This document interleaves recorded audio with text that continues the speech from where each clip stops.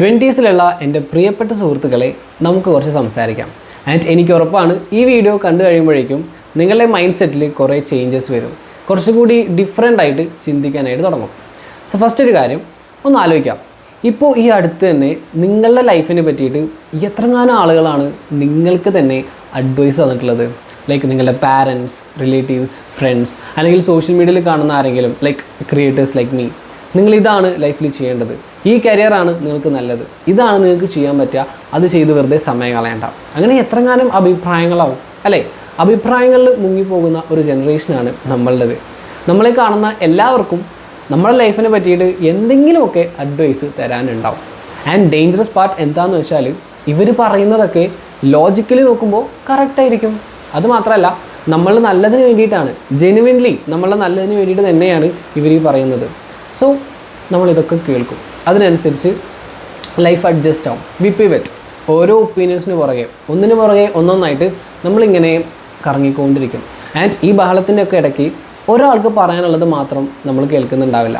ശരിക്കും നമ്മുടെ ലൈഫിനെ ഇൻഫ്ലുവൻസ് ചെയ്യാൻ കഴിയുന്ന ഒരാളുടെ, അത് മറ്റാരുടെ അല്ല, നമ്മളുടെ തന്നെയാണ്. Hello friends, it's me your brother and welcome back to another great episode. ഇപ്പോൾ എനിക്ക് 8 ലക്ഷം സബ്സ്ക്രൈബേഴ്സൊക്കെ ഉണ്ട്. ബട്ട് അതിനൊക്കെ മുമ്പുള്ള ഒരു വേർഷൻ ഉണ്ടായിരുന്നു.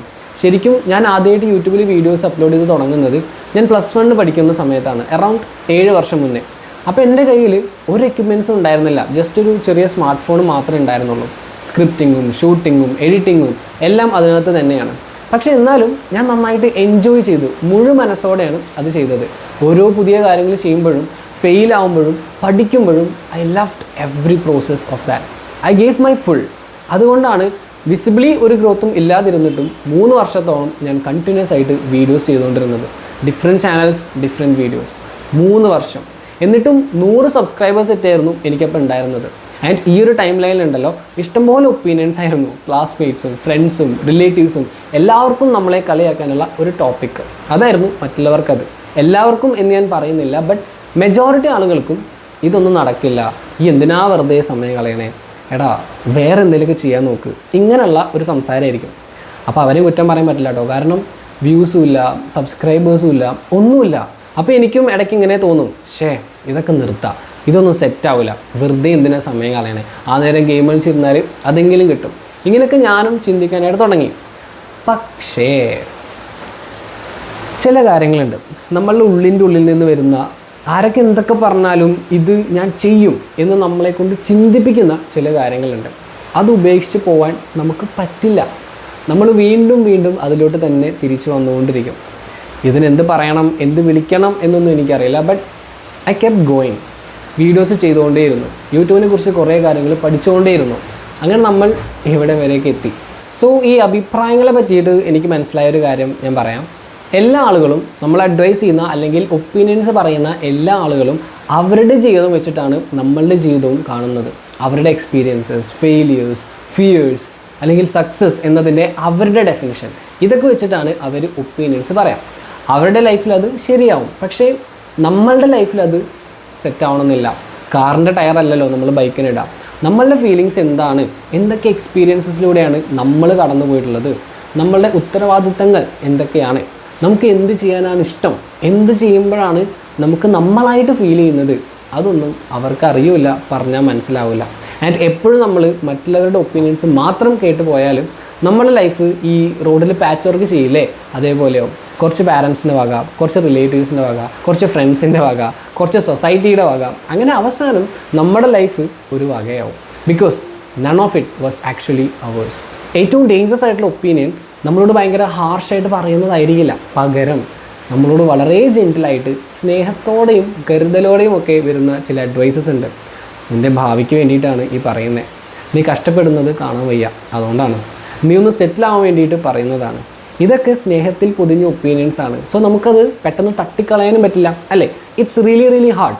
ബട്ട് ഒരു കാര്യം പറയട്ടെ, സേഫ് ലൈഫാണ് എന്ന് വെച്ച് അത് മീനിങ് ഫുൾ ആവണം എന്നില്ല. ആൻഡ് എങ്ങനത്തത് ബിൽഡ് ചെയ്യണം എന്ന് തീരുമാനിക്കേണ്ടത് നമ്മളുടെ 20s. അത് മറ്റുള്ളവർ തീരുമാനിക്കുന്നതിന് മുന്നേ നമ്മൾ തീരുമാനിക്കണം. പിന്നെ വേറൊരു കാര്യമുണ്ട്, ട്രസ്റ്റ് ദ പ്രോസസ്സ്. പല ടീഷർട്ട്സിലും വാൾപേപ്പറിലും മോട്ടിവേഷണൽ വീഡിയോസിലുമൊക്കെ നമുക്കിത് കാണാം. ബട്ട് ശരിക്കും അത് ഫോളോ ചെയ്യുമ്പോൾ എന്താണ് ഉണ്ടാവുന്നത് എന്ന് പലർക്കും അറിയില്ല. ആൻഡ് അത് ഞാൻ പറഞ്ഞുതരാം. ട്രസ്റ്റിംഗ് ദ പ്രോസസ്സ് എന്ന് വെച്ചാൽ നമ്മളെപ്പോഴും ഭയങ്കര കോൺഫിഡൻ്റ് ആയിട്ടിരിക്കുക എന്നുള്ളതല്ല. ചെയ്യുന്നതിലെപ്പോഴും ഭയങ്കര എന്താ പറയുക ഉറപ്പുണ്ടായിരിക്കുക എന്നുള്ളതല്ല.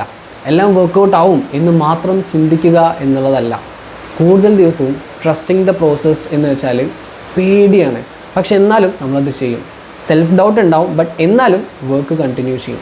ഇത് സ്റ്റോപ്പ് ചെയ്യാനുള്ള സിഗ്നൽ ആവും എല്ലാ ഡയറക്ഷനിൽ നിന്ന് വരിക, പക്ഷേ ഇത് കണ്ടിന്യൂ ചെയ്യാനുള്ള ആ ഒരു സിഗ്നൽ കണ്ടുപിടിക്കലാണ്. ഈ പ്രോസസ്സ് അത്ര രസമുള്ള പരിപാടിയൊന്നുമല്ല.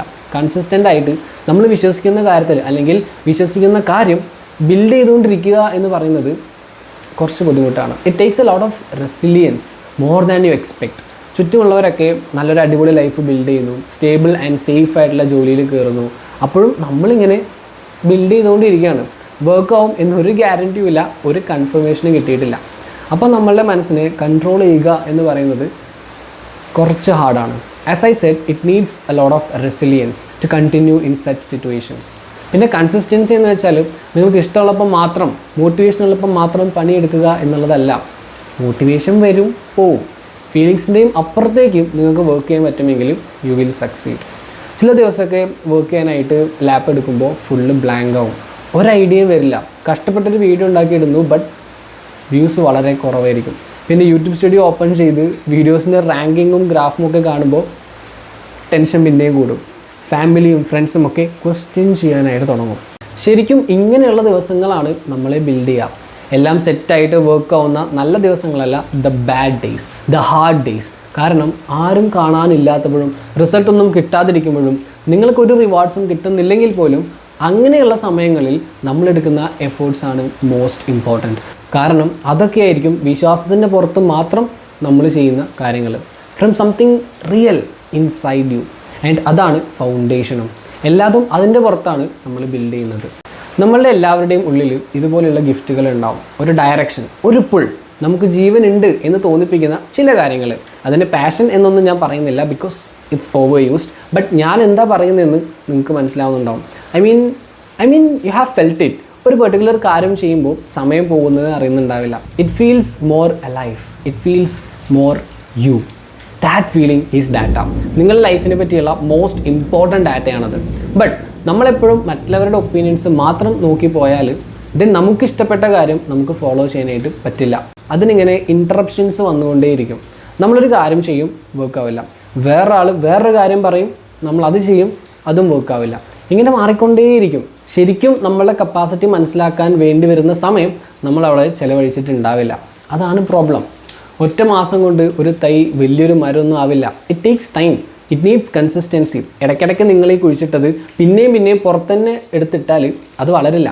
ശരിക്കും ട്രൂ ഗിഫ്റ്റ് കണ്ടുപിടിക്കുന്നവർ ഭയങ്കര ടാലൻറ്റഡ് ആവുന്നില്ല. പകരം they are the people who state, who kept showing up every single day. നിങ്ങൾ എന്ത് ചെയ്താലും അതിനെതിരഭിപ്രായം പറയാനായിട്ട്, അതിൽ സെൽഫ് ഡൗട്ട് ഉണ്ടാക്കുന്ന കാര്യങ്ങൾ ചോദിക്കാനായിട്ട് കുറേ ആളുകളുണ്ടാവും. അതിപ്പോൾ നിങ്ങൾക്ക് റിസൾട്ട് കിട്ടുന്നുണ്ടെങ്കിൽ പോലും എതിരഭിപ്രായം ഉള്ളവരുണ്ടായിരിക്കും. So the question is, are you going to let that noise decide? അതോ നിങ്ങളുടെ വിശ്വാസത്തെ നിങ്ങൾ തീരുമാനമെടുക്കാനായിട്ട് വിടുമോ? സോ എനിക്കിഷ്ടപ്പെട്ടത് തന്നെ കണ്ടിന്യൂ ചെയ്തുകൊണ്ട് എനിക്കെന്ത് കിട്ടി എന്ന് പറഞ്ഞിട്ട് ഞാൻ ഈ വീഡിയോ എൻഡ് ചെയ്യാം. എനിക്ക് നിങ്ങളെയൊക്കെ കിട്ടിയില്ലേ? കുറേ പരിഹാസങ്ങളും പ്രശ്നങ്ങളും ആൻസൈറ്റിയും സങ്കടങ്ങളും പേടിയും ഇതൊക്കെ ഉണ്ടായിട്ടുണ്ട്. But I didn't quit. അതുകൊണ്ടൊക്കെയാണ് നിങ്ങൾ ഈ വീഡിയോ ഇപ്പോൾ കണ്ടുകൊണ്ടിരിക്കുന്നത്. അല്ലെങ്കിൽ പിന്നെ എങ്ങനെ കാണാം? പിന്നെ എനിക്കറിയാം ഇതേ സിറ്റുവേഷനിലൂടെ ആയിരിക്കും നിങ്ങളും ഇപ്പോൾ കടന്നു പോകുന്നുണ്ടാവുക. I know that. എല്ലാവർക്കും അങ്ങനെയൊക്കെ തന്നെയാണ്. ഇക്കരെ നിൽക്കുമ്പോൾ അക്കരെ പച്ചയായിട്ടൊക്കെ തോന്നും. അഭിപ്രായങ്ങളും ഉപദേശങ്ങളുമായിട്ടൊക്കെ കുറേ ആൾക്കാരുണ്ടാവും. But what you truly believe, that's the most important thing. Go for it. But ബ്ലൈൻഡായിട്ട് ചുമ്മാ അങ്ങോട്ട് ഫോളോ ചെയ്യാനല്ല പറഞ്ഞത്. ബട്ട് നന്നായിട്ട് വർക്ക് ചെയ്യുക, പഠിച്ചുകൊണ്ടേയിരിക്കുക, ഗ്രോ ചെയ്യുക, സ്വയം ഇമ്പ്രൂവ് ചെയ്യുക. But trust the direction, trust the pull.